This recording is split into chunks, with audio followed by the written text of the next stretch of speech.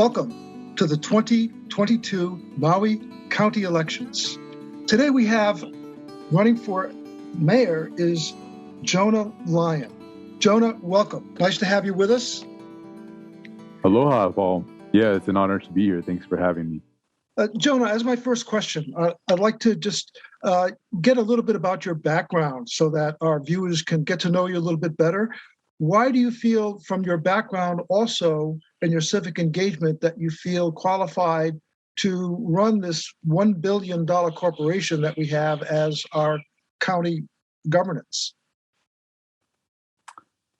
Yeah, well, thank you for that question. You know, coming from a background, just to speak about that, first and foremost, I have a pretty wide range of experience in many hats. I was a small business owner at one point, coming from a health and fitness. I have a degree in kinesiology, and I was a personal trainer in the fitness industry for a long time, along with also working as a career firefighter for the city of Reno. And I grew up with my parents as educators, both being teachers, high school, and at the university level. They were both civil rights activists, marching during the time of the civil rights movement, and then moving into a space of really being in a community service.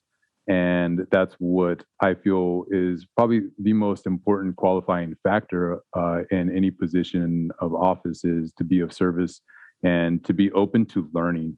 My qualifications in terms of looking at like a $1 billion economy, like what we're looking at here on Maui, is way, I would say, unqualified, to be completely honest, when we look at it from a monetary standpoint, from just an individual level. But from a collective level and a community level, I have a wide reach, and I'm have surrounded myself with very intelligent and specialized and experienced people who are in support of me running for mayor and stepping into this space where we actually come into council and looking at this position as something that is held not by one person, but by a collective. Great. And at this time, I also know that you've been involved also with youth. Could you expound on that a little bit? Yeah, absolutely. That's really where my passion lies. And most of my experience since graduating high school, each small position or small job, anything that I've done has been focused mainly on youth, from anywhere from going from tutoring throughout college to then working as a coach in sports and athletics. And now at this point, working with a program that I created after my experience as a firefighter. I developed a program or platform known as the Jedi Academy.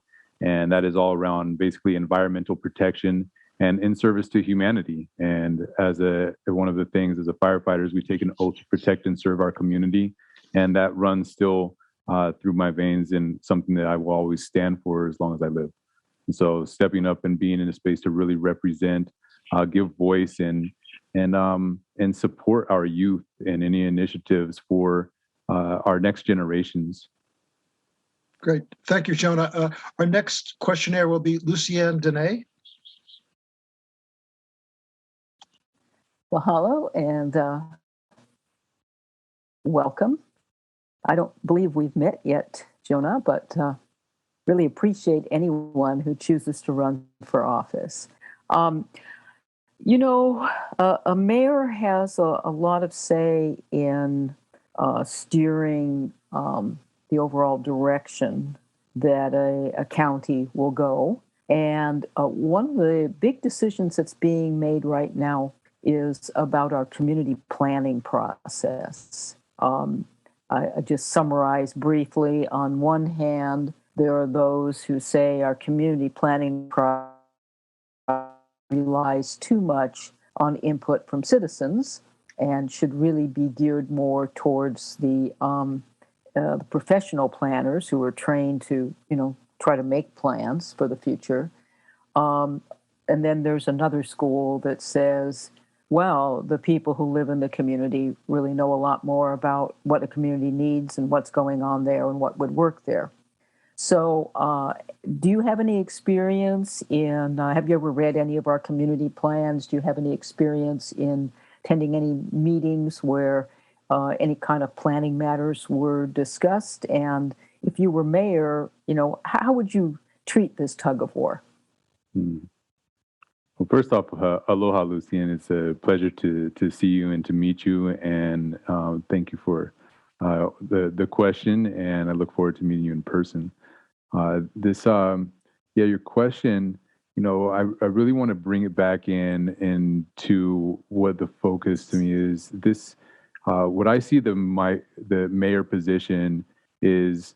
I look at it from kind of a multicultural perspective of mayority almost, which is a Spanish word, el mayor, and that it's about the majority. It is about the people, and the people are really holding the information, the knowledge, the wisdom, and the power to make systemic change. We are the bottom of the pyramid, if you will, and that's where the power is.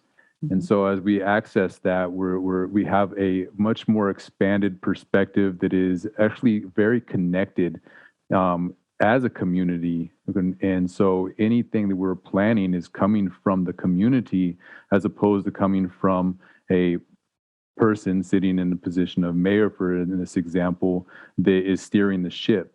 But rather we're on this canoe together and we are all going the same direction and one paddle at a time. And the person steering is simply going to the place that we as a community have decided upon as a community, and that we're in agreement that this is where we're going.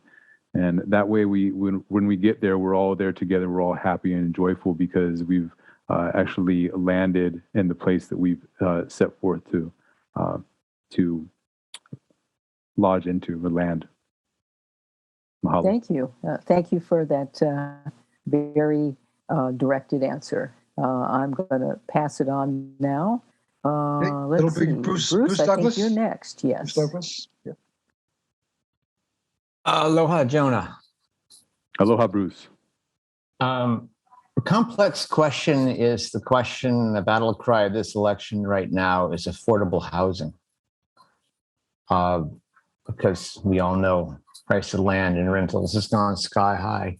If you were mayor, what would be your solution, your process to solve the affordable housing crisis in Maui? Yeah, that is the most weighted issue as I've began doing more research around, and I've experienced this in the short amount of time that I've lived here. And what we're at 41% increase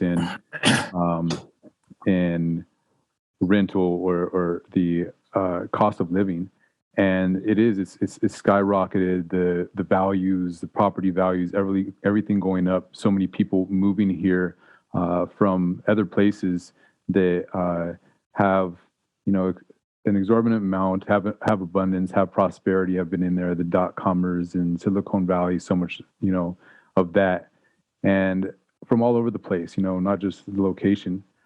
Solutions to that for me, I think that some of the solutions is one, we call this affordable housing.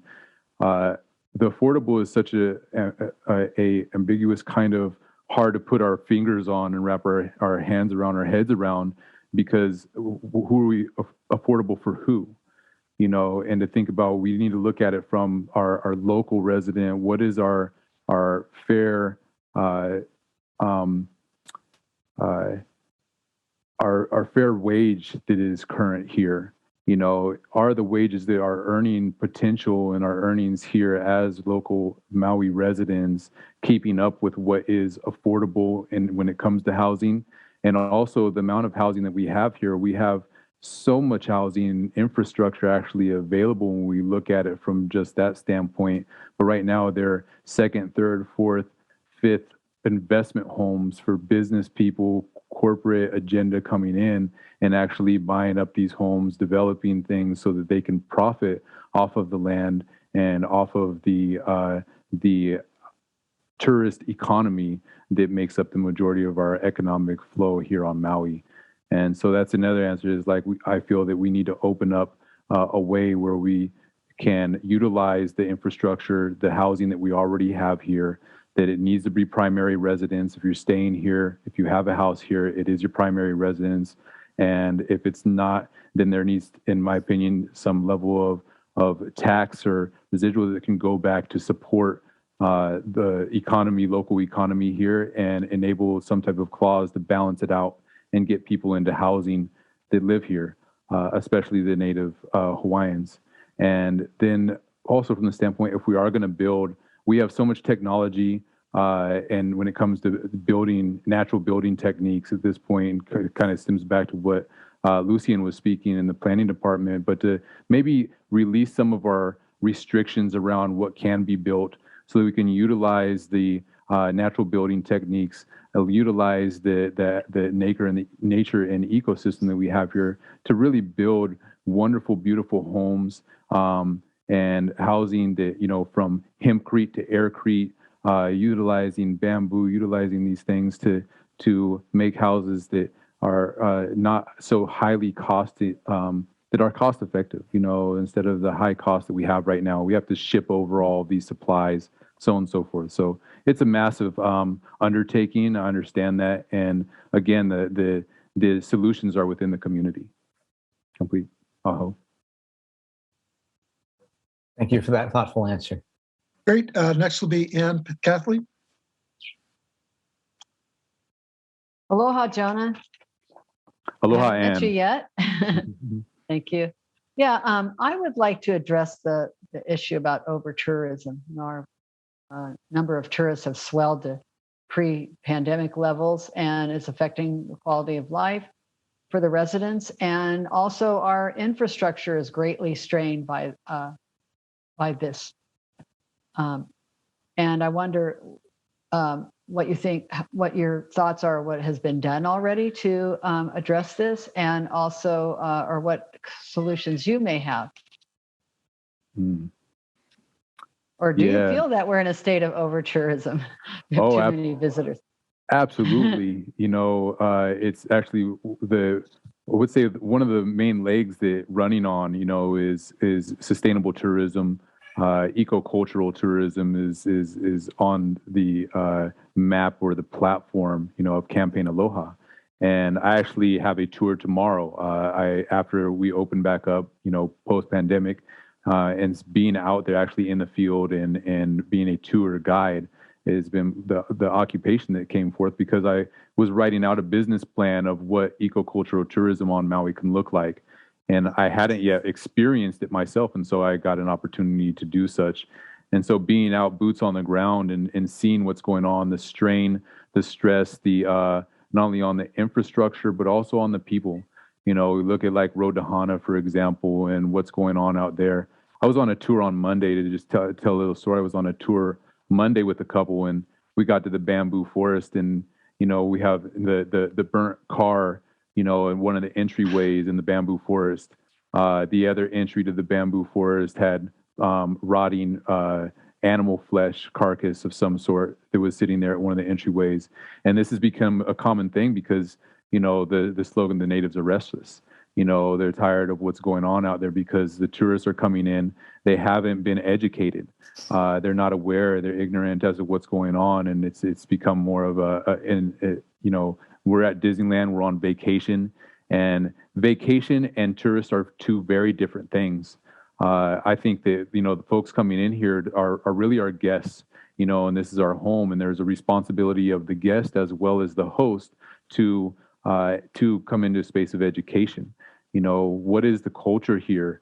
What is the vibe? What is the land like? How do we come in and have some honor, some respect for the people and for the land as we're touring Maui?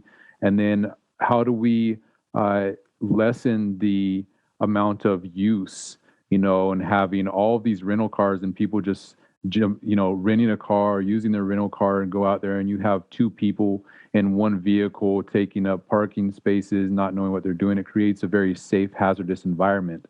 And so I think some of the ways that we can do that is we can apply some levels of certified, eco-cultural tour guides, as well as companies that are going to educate the people, keep them safe, give them a higher level of hospitality and service and experience as they're touring.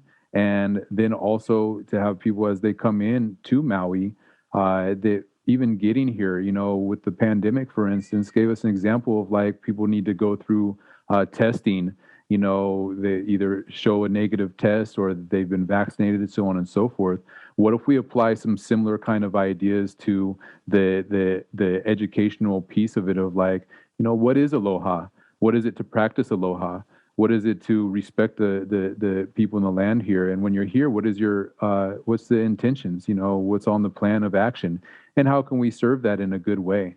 And maybe that can filter it down a little bit too, where people come in and there is more intentionality upon what they're doing. And when they arrive here, why are they coming here? Are they coming here to vacate their very spiritual essence and take a break and not want to be responsible like they are the rest of the time? And so they're irresponsible when they come here? Or are they coming here to actually learn something and to take something back home with them and spread aloha and bring that? So thank you for that question. Right. Well, so how would promoting cultural awareness or providing eco-adventure tours reduce the number of visitors here? I mean, that piece, I don't know that would necessarily reduce it. I think what would reduce it is we put a filter, on the amount of people that we can actually withstand based upon our infrastructure, based off what our resources are. If our infrastructure, what is it? We can only sustain 31% of what our total population is here, resident population is. And in that, we don't go above and beyond that. It just needs to be what it is. So that's on us to actually figure out a way to again filter and allow in only a certain amount of tourists at any particular time. And another way to do that, I think, is the filter can also be around, hey, do I agree to this protocol? Before arriving to Maui, am I in agreement to actually be in this practice? Am I going to go out? Am I here to contribute to Maui? Am I here to contribute to the economy? Right now we have tourists going, first thing they do, they're going to go Costco, they're going to get what they need to get, and that all that stuff is ending up out there. They're ending up in our waterways. They're ending up on the landfill, on the land itself, on the Āina. Sure. And it's just, it's bad news bears, And so I think that it's so important to actually make sure that the people getting here are already arriving in a space of humility, a desire that they recognize this is an awesome place, one of the best places on the planet to be. And it's a privilege to be here. And I'm going to respect the land. I'm going to respect the people. I'm going to respect the water. I'm going to respect the air. I'm going to give back and I'm going to contribute and I'm going to learn something. Maybe I'm going to check into a farm and learn how to farm a little bit. Maybe I'm going to go into a botanical garden and check that out. Maybe I'm going to go sit with a kumu and an elder and a kapuna and talk story and learn a little bit about more of Hawaii's history, of Maui's history, and check in, and that's actually why I'm coming here. It's not about vacation. Thank you. Right. Thank you for that. Thank you, Jonah. Yeah, and let's move on to Alan Lloyd. Aloha, Jonah. Nice to meet you. Aloha, Alan. All right. And so tell me, I have two questions. And my first one is, what do you think the minimum wage should be this year in 2022?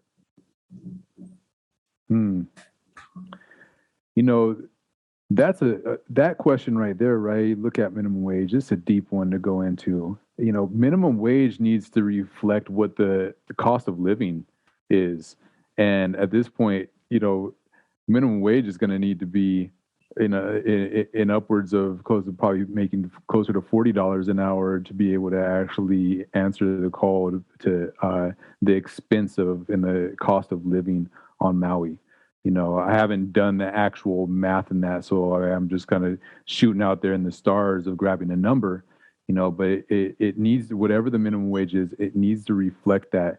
If I'm getting minimum wage working a position and a job that is of service, that is needed as part of the running order as the community, then that job needs to pay me what it is. I can make what I need in that 40-hour work week so that I am not working more than that 40-hour work week, and I can still enjoy living here on Maui, enjoy my family, enjoy the community, enjoy the beaches, enjoy living here.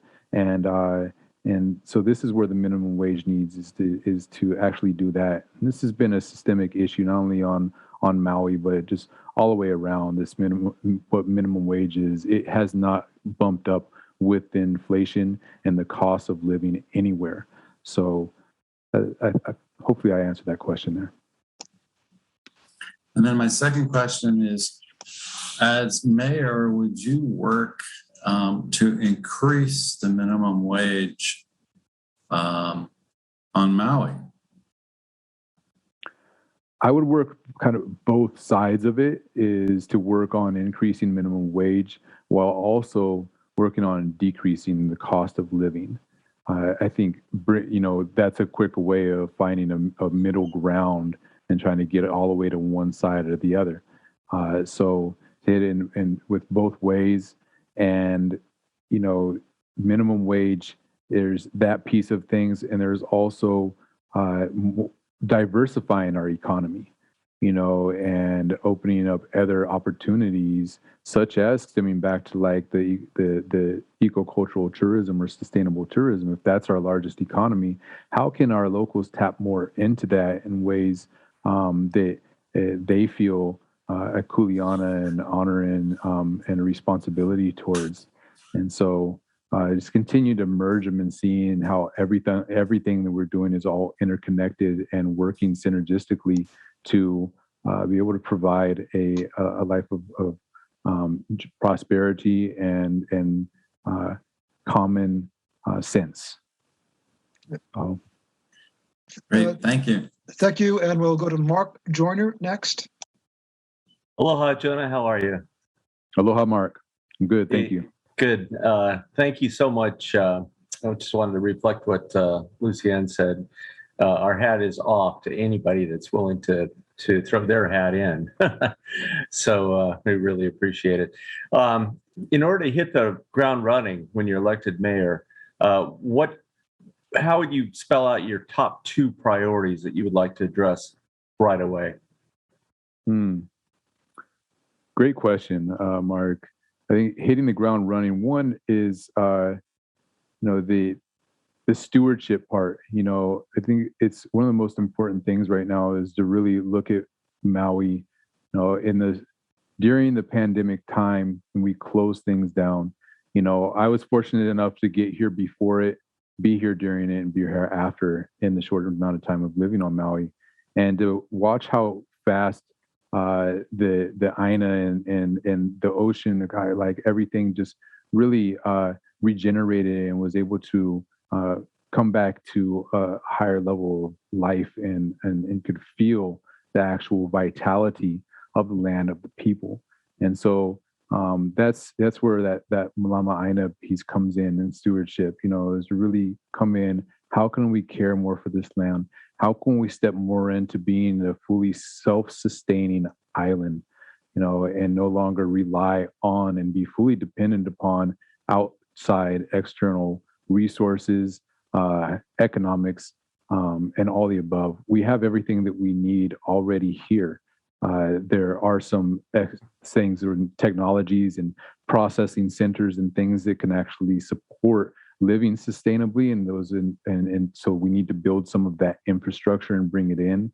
But farming is one of the main areas too, and to really value our farmers, our small kind farming initiatives, our community gardens that are coming in, and food security is one of the most important things. So that comes along with being able to actually grow food all over this valley. And there's a lot of areas that we're unable to actually grow because of what was done to the land, during the time of the cane fields and pineapple and monocropping and GMO and, so on and so forth, the whole Monsanto, everything was going on there. And so I want to take my hat off too, also to all of you. I know I'm speaking to some of the pioneers and leaders and founders of a powerful movement that was able to, really rally the community together and remove, the toxicity of the corporate agenda and how controlling food actually ends up controlling the people. You control the food, you control the water, you control the people. Now we have we're still working on that, but now we have a housing issue. So our basic needs, food, water, and shelter, are the things that are under most stress and systemic oppression.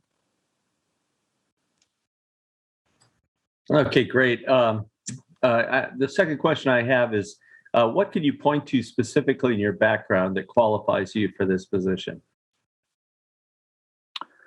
Specifically, what in my background, what qualifies me is my ability to work with others.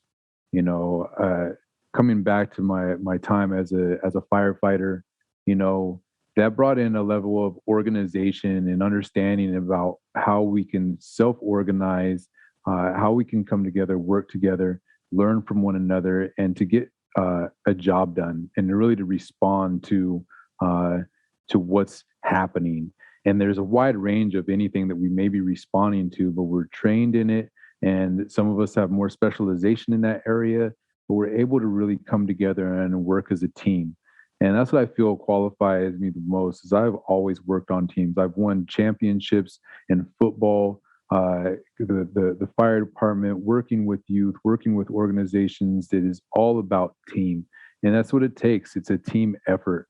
It's not this position. There's the amount of stress that could be on one person, whether mayor, president, governor. We hold this like it's this. It's not about this anymore. We actually need to invert this in terms of, in my opinion, of the pyramid, but even more so look at it from like a circle, and coming in and really having counsel with one another, and to support and really come up and with these solutions, as a whole.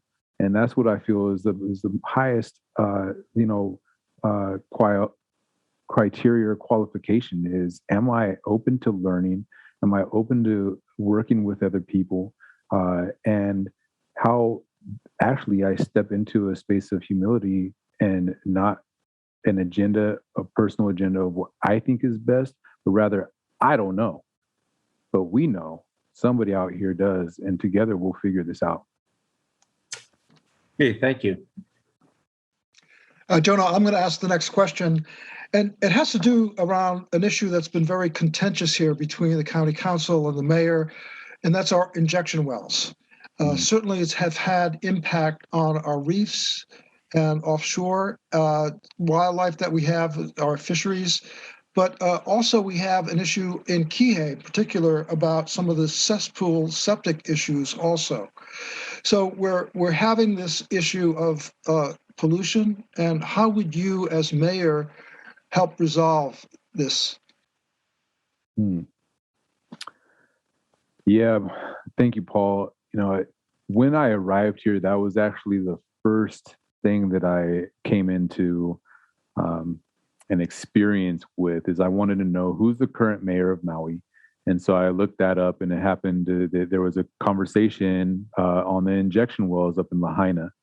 And so I went to attended that to just, get a feel for things. And this is where it kind of comes back to what I was just sharing with Mark from that question, is to see the inability, in my opinion, to listen to what the community was sharing in that, and to then enact to not only the inability to listen, but let's look at what if the ability to listen to what the community's solutions are to that, and how that stems back to what we just spoke about around, the tourism. We don't have the infrastructure right now. The reason there's so much stress on all of our, on the injection wells, on our septic system, on all of that, because there's way too many people, too many resources, too much development for our infrastructure. And so we need to answer that. We need to take a little break from development right now and build the infrastructure that's necessary. And then we really need to come into also what's best for the ocean. Utilizing what kind of technology, how to clean up the pollution, to take care of that, to get our oceans back into health and vitality, and then we can start looking about opening this thing back up. Hopefully I answered that question. I could go in more, but our time, I recognize it. That's fine. Lucienne Dene will be next. Aye, Captain. So Jonah, thinking about what it takes to actually get known here, I have two questions. One, have you had any experience in testifying in front of, the county council, the planning commission, any local boards and commissions in the number of years that you've lived here, where you might, have gotten your face out on TV? I have, Lucy, and I came in and actually testified with the county council in regards to this very thing we're talking about, the injection wells, as well as testifying in regards to an initiative brought forth by Kevin Watkins and Maui Sustainable Solutions, and right, yes. Really looking into what we can do to also support, our really reducing our plastic to get to the point where, we don't have at least any more single-use plastics coming on island, but also just the infrastructure that we need to be able to get there. I love the Hui Zero program. He and the Moco Roots owner, the name is not here with me right now, but that they've started. And then and also along with that, went out to Haiku Community Center for a gathering that was put on by Sierra Club at the time. And there was a couple who are, this was before they became county council members. Shane Sinensi was one of the speakers during that. Mm-hmm. And so there was, that was a few years ago. Yeah, exactly. It was a few years ago. And it was interesting enough because that was one of the first times that, because of the testifying, the message that I was sharing and speaking, there was a couple of different parties. Met Robin Knox there. Keisha Joy was the current head of the Sierra Club at the time. She's a wonderful friend. And so, water protectors and a lot of people around that, we just really came together and they also saw that there could be a space of coming into, a place of leadership in office or in political office where we can get more grassroots, like-minded people that really care for the Āina and care for the people.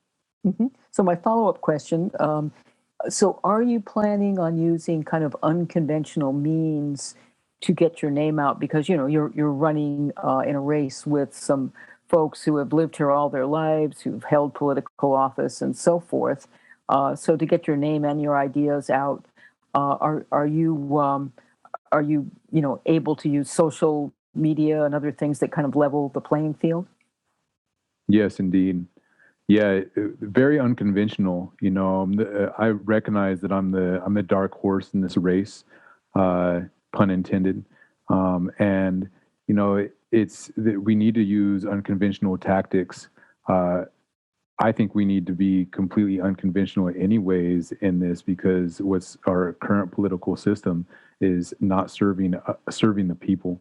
We can see this again, both Maui, state, national, international, and it's not serving humanity. So being unconventional, getting my name out there, utilizing social media, utilizing tactics of really just being where the community already is.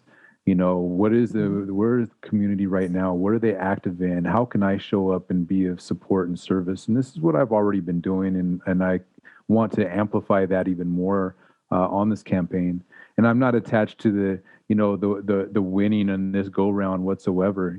It's really about this campaign is a movement. It's one that will continue to go on past the election in August, past the election in November, and throughout. I don't even want to put an end on it, but rather see milestones as we move forward. And this is the unconventional part of it. I actually was a campaign manager for a woman named Audrey Addison Williams who ran for president in the last election. And we had a similar idea that this is not a political campaign, although she is running as a political candidate for president. It's not a political campaign. It's using the platform of the political climate, we can actually reach and open up and amplify the voices of the people and have the people be heard, and then bring what the people are requested, what they would like to see in office, the policies, the legislation being written, everything that they're asking for. And our goal is to travel from basically California all the way to DC, gathering that information through community initiatives, events, meeting with community leaders, especially in the harder parts of the city, urban environments, and then bring that information in and put that upon the table in DC and say, this is what the people of the United States of America are asking for. And that's essentially kind of the same way here. Great.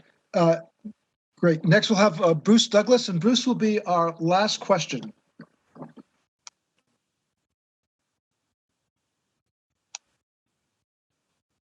Bruce, are you there? Okay, I think. Well, Bruce is from Maui, is in Bali right now, so his connection's a little bit off. Mark Joyner, why don't you ask the last question? Okay. Well, again, Jonah, wanted to just ask real quickly in terms of our water situation here on Maui. As you know, that's one of the most critical areas that every council, every mayor has to address. What do you see as being the highest priority with relation to the utilization of our water resources? I would say the diversification of our water. I don't believe that it's so much a lack of water here, but it comes back to infrastructure. Our infrastructure is archaic at best in terms of the water.